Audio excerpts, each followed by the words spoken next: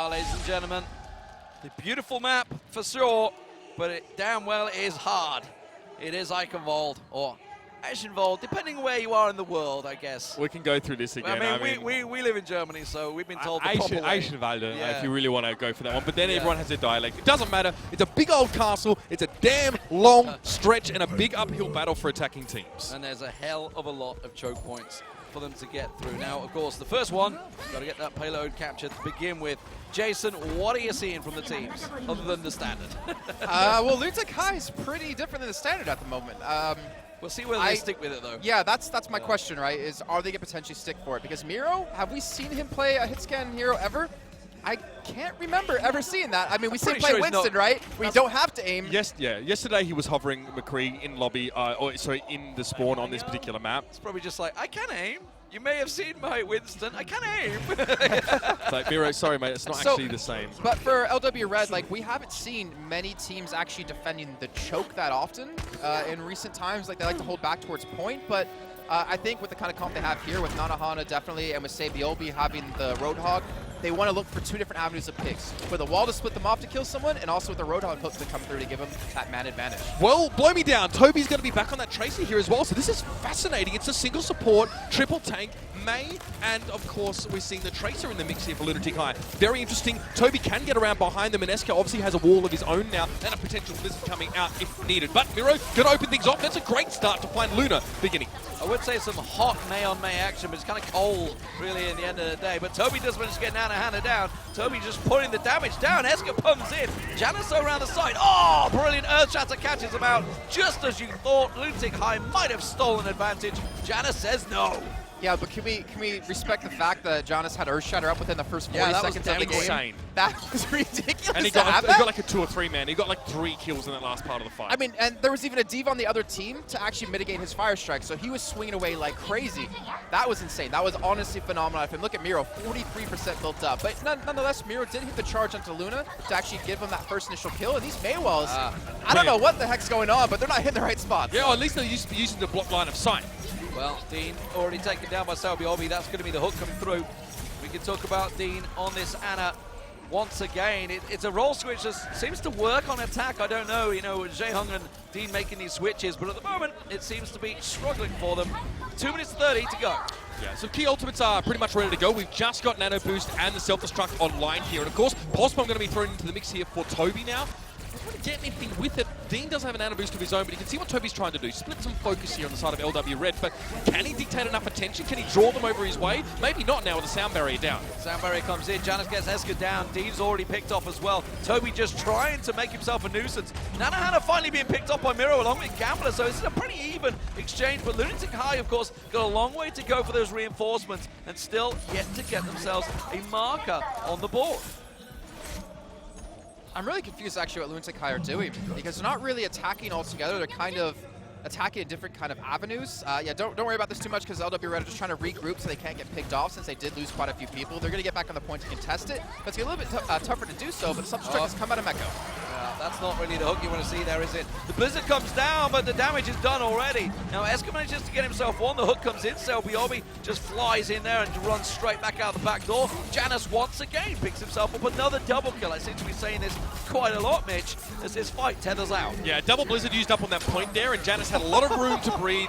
Sabiobi going to get the hook, but Janice finds Toby there as well. And hey, if you're driving a lot of that ultra percent in towards your Reinhardt, it's probably a bonus in the long run. He has another Earthshatter ready to go in the next fight. But again, Lunatic-Hai, they only really matched ultimates there. They didn't have a distinct ult advantage, or it didn't manifest now. We saw a bit of a Venn diagram of Blizzards. It's just, I don't even feel like ult advantage is really offering too much, because both these teams are really working around these picks. I feel like we're seeing these hooks come in and kills and or Reinhardt's hitting charges that give you the man advantage off the bat.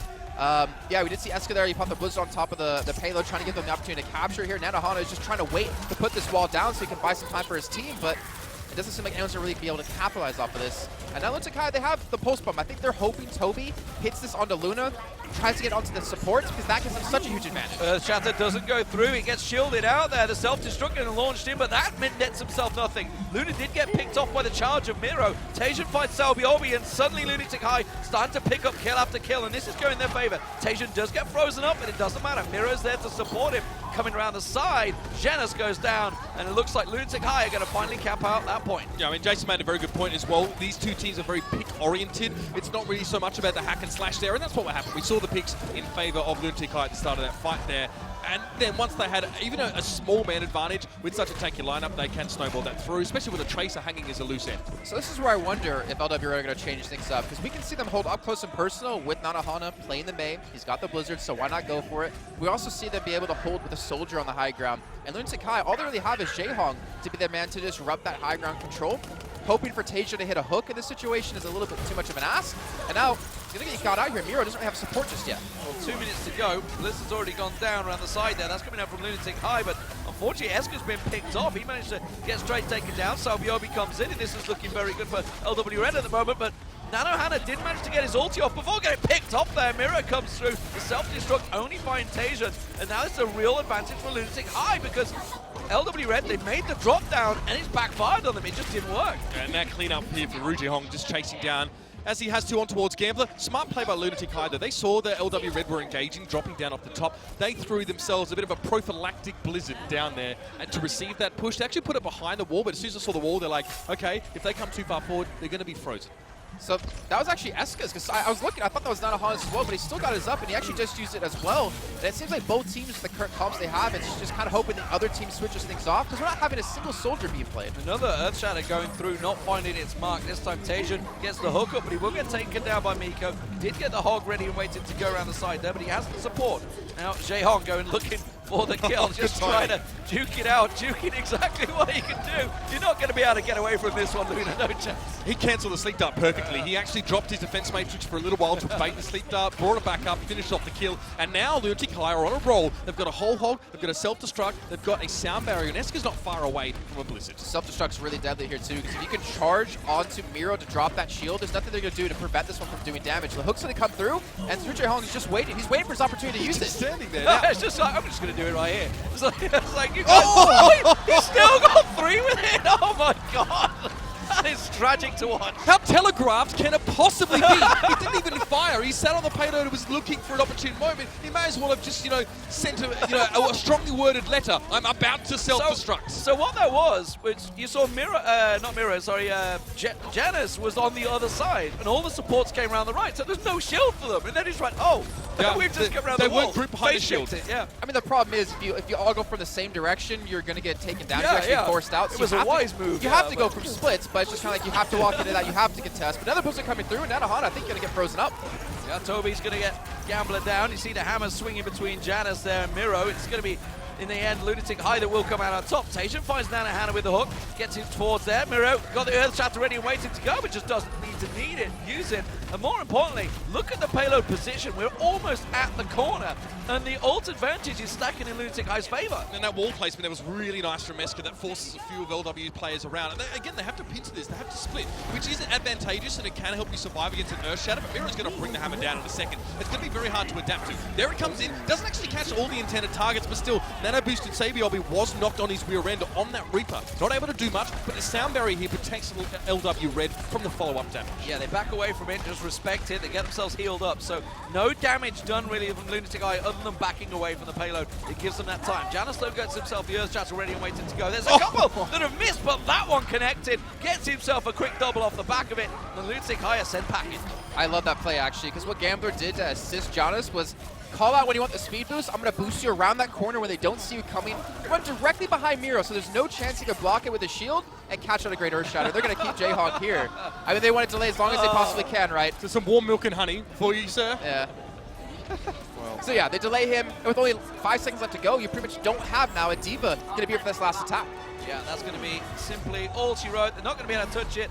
Tasia tried to get around the side there, but honestly, when we were looking at almost overtime for the very first point to be captured, to get that payload moving in the first place, I think Lunatic-Hai can probably be happy with the position they reached in the end. Yeah, it was a good recovery from them as well. They played the second phase exceedingly well, and it was all, in my opinion, what got them running was that preemptive Blizzard used by Eska, expecting an engagement. They gained a lot of ground off that one, and it took a long time for LW Red to sort of readapt there, but Janus hit a absolutely titanic Earth Shatter there, pushing up. That was what pushed them away. It was like a 3-4-man Earth Shatter, and the follow-up there was there for all to see. Just before that, it was an Earth Shatter coming from Lunatic-Hai, but the sound barrier was well timed to keep LW Red topped up. I'm actually really sad to not see like Soldier being played in that second phase when you have the ability to sit on the high ground and just pummel them from that position. But it seems like both teams just kind of like what I was saying before, like, yeah, you're running a Mei, so we'll run a Mei. And you're not switching off at all to go for Soldiers, so we'll stick to what we have in the meantime here. Looking for LW Red, though, on the attack this time. It looks like they want to go for that aggressive composition, at least for now. Obviously, they can switch things up. But Lunatic-Hai, well, they're switching things themselves.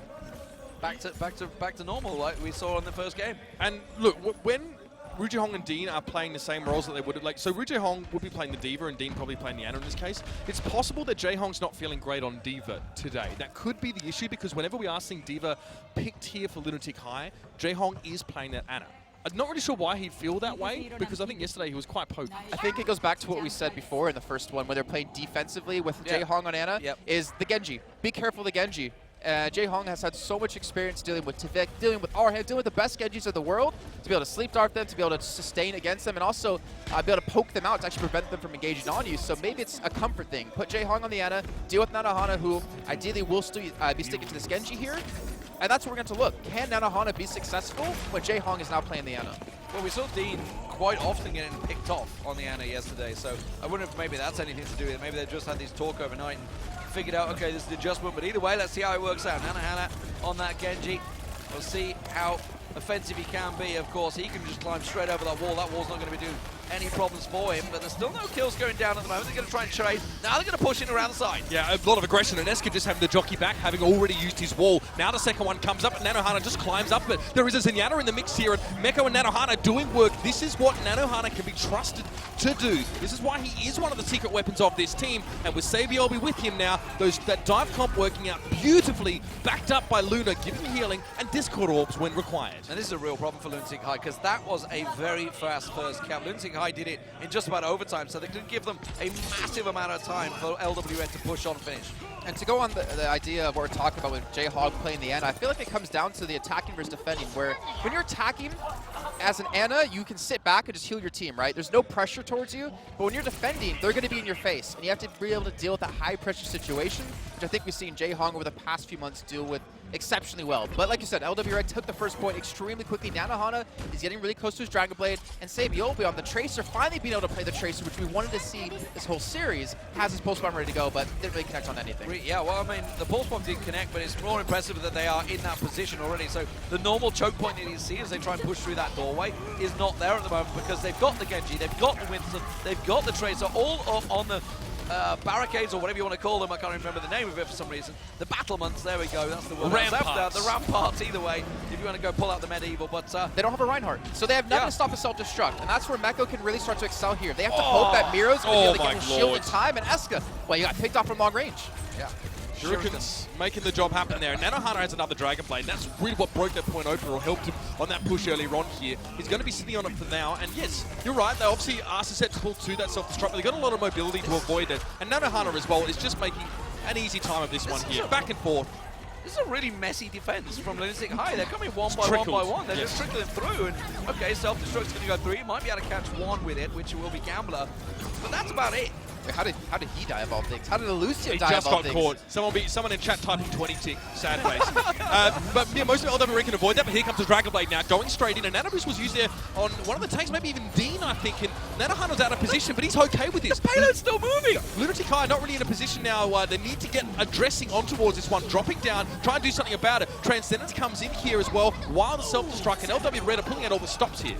Yeah, Lunatic-Hai's defense is just absolutely a shambles right now. They just seem to be focusing on, I don't know whether they're focused on kills or what, but LW Red were just pushing that payload through while they tried to fight up on hill.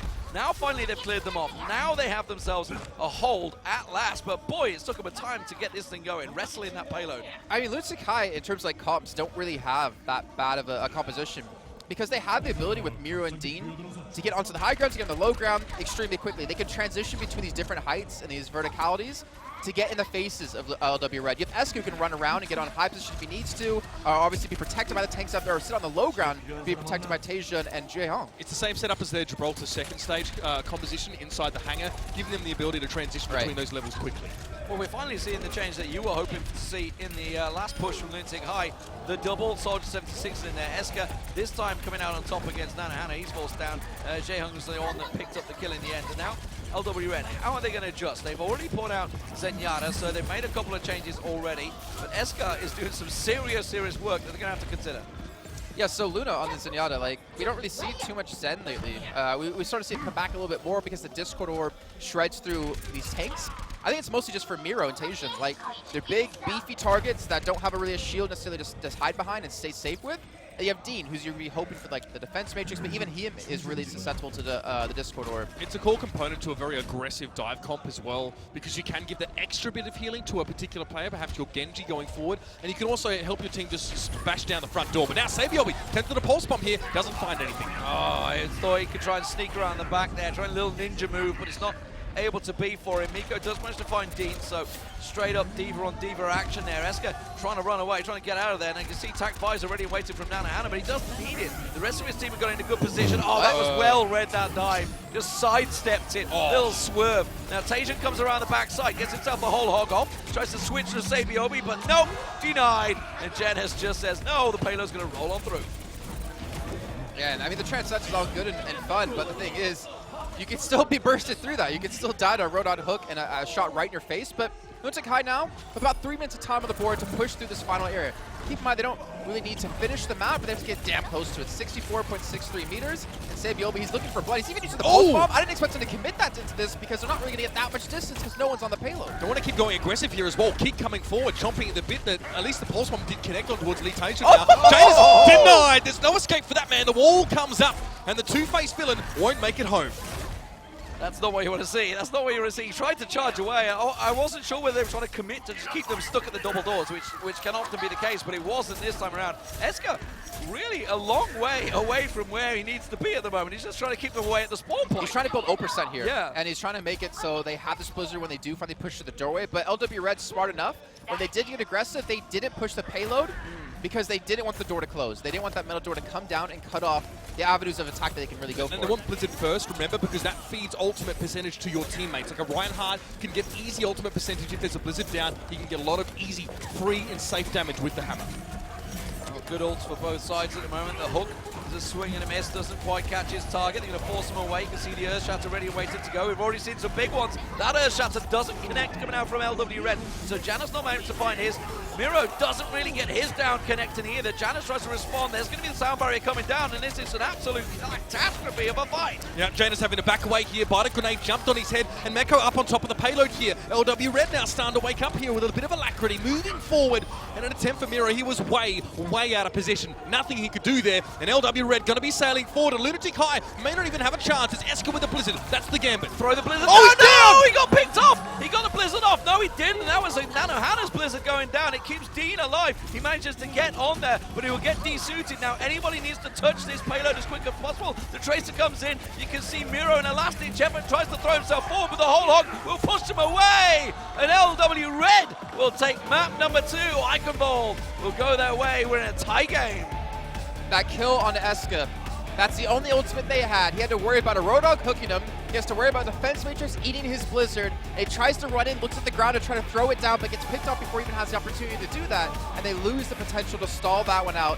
LW Red, they've come to play here. We're tied up at 1-1 in the series, and honestly, the flexibility of both teams, the main plays we see, the Soldiers, the Genjis, the Tracers, everything coming out shows that both teams are not holding back. And this is one of those situations in Overwatch where there's mere millimeters between victory and defeat. Either they get that point or they miss it. Win or lose. There's no draw situation there. And if that Blizzard came out from Eska, it's justifiable to think that Lunatic-Hai would have been up 2-0 right now.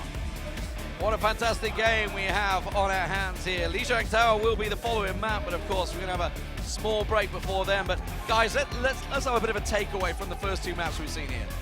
I think for me, personally, fundamentally, mechanically, these two teams are birds of a feather. They are on the same level, in my opinion. It's going to come down to their compositions and their setups and making sure they don't get scattered and giving themselves some time to actually get some good vantage points over the next parts of these defenses. It's just really nice to see the flexibility of both teams in particular. You're seeing Jae Hong playing on Ana, but he also plays on Diva, and Dean being able to flex around as well. And even Toby, seeing him playing Tracer.